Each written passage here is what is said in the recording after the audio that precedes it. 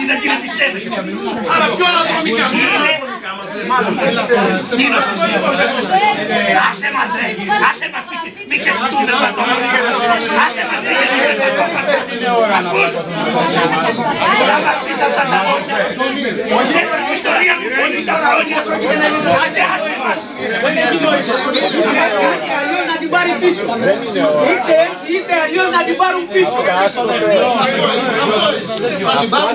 Να συνεδριάσουμε, να την ακυρώσουμε σήμερα. Τώρα. Να βγούμε να συνεδριάσουν, να την ακυρώσουν. Θα είναι παρόντες η διοίκηση. Εντάξει, και όλοι να βγούμε, αρκεί να την ακυρώσουν. Εδώ παρόντες. Να την ακυρώσουν, να παίξουν. Καλείτε την αγορά του Αυγούστου, δεν υπάρχουν ούτε αναδρομικά, ούτε μελλοντικά.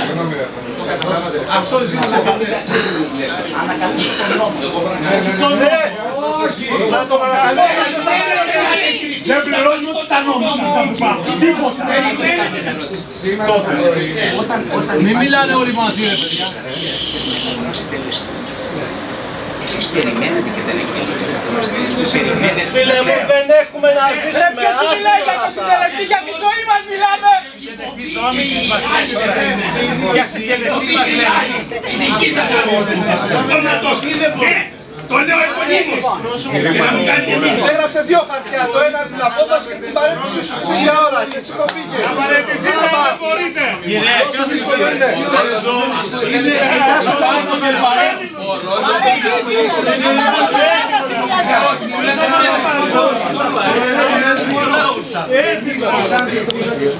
Φανταστείτε ότι ήρθαμε πέρα του νόμου. Τι κάναμε όμως. Θα σας πω, υπάρχουν και τα τεχνικά, οι κρύπτες που λένε στο ποδόσφαιρο. Επειδή δεν μπορούσαμε να πούμε, δεν θέλουμε τον νόμο, δεν τον ανατρέπουμε, δεν τον ανατρέπει το σπόργο. Προφανώς ένα κίνημα τον ανατρέπει και ευελπιστώ ότι το κίνημα των μηχανικών θα μαζικοποιηθεί και θα πάει στο Βρούτσι, γιατί αυτός είναι ο υπόλογος και η κυβέρνηση. Έτσι, για να είμαστε καθαροί. Και τα όργανα της. Από εσάς ζητάμε το εξής απλό. Χωρίς να πείτε δεν εφαρμόζω τον νόμο, θα πείτε υιοθετώντας την εισήγηση του τομέα μηχανικών που αφορά τους μηχανικούς στις συγκεκριμένες αυξήσεις, αναστέλω την αύξηση των εισφορών μέχρι να διεκδικεί αυτό το Αυτό βασικά. δεν θα στείλει τίποτα. Και αυτό είναι μια αποφάση. Δεν είσαι ελεύθερος επαγγελματίας. Εγώ είμαι ελεύθερος. Ελεύθερος με μηδέν εισόδημα. 2 χρόνια μηδέν εισόδημα. Εσύ δεν ζεις από τη δουλειά σου. Εσύ δεν ζεις από τη δουλειά σου. Εσύ ζεις από εδώ. Είναι διαφορά μεγάλη. Γιατί στοχοποιείς τον συνάδελφο. Γιατί στοχοποιείς τον συνάδελφο. Αυτός μας εκπροσωπεί καλός και κακός. Γιατί στοχοποιείς τον συνάδελφο. Γιατί πας σε προσωπικά ζητήματα. Ότι οι μισθωτοί. Γιατί στοχοποιείς τους μισθωτούς λοιπόν. Γιατί στοχοποιείς. Όλοι πληρώνουμε εισφορές στο ΤΣΜΕΔΕ. Στο διοικητικό δεν είναι εδώ ο τόπος για να κάνουμε καφενείο. Μπορείτε να το φέρετε το θέμα στο Διοικητικό Συμβούλιο, κύριε Πρόεδρε. Ποιες συνθήκες.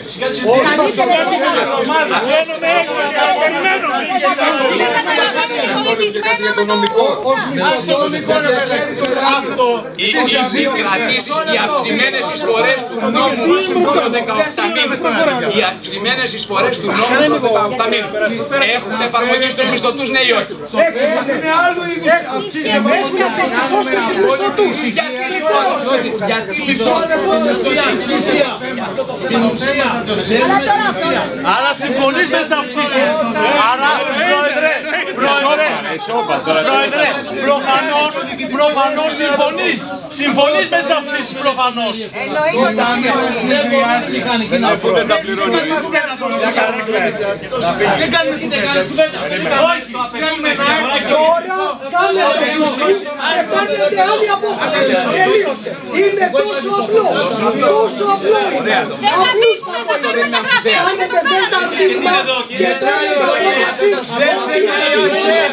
Είναι απόφαση δέλτα σίγμα. Είναι τόσο απλό. Γιατί είναι οι ζωές μας. Είναι οι ζωές μας. Εδώ είναι το σπίτι μας. Δεν μπορείς να καταλάβεις τίποτα. Ξέρετε κάτι όμως. Θέλετε να σας πω και κάτι άλλο. Να σας πω και κάτι άλλο.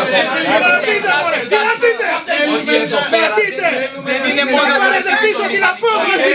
εδώ είναι και οι σταθμών και των δικηγόρων. Τι είπαμε να μην πείτε. Ναι, είναι το σπίτι των ανθρώπων που το λέξαν και το πληρώσαν. Πολύ μικρότερες! Πώς έχουν οι δικηγόροι. Πόσο πληρώνουν οι δικηγόροι.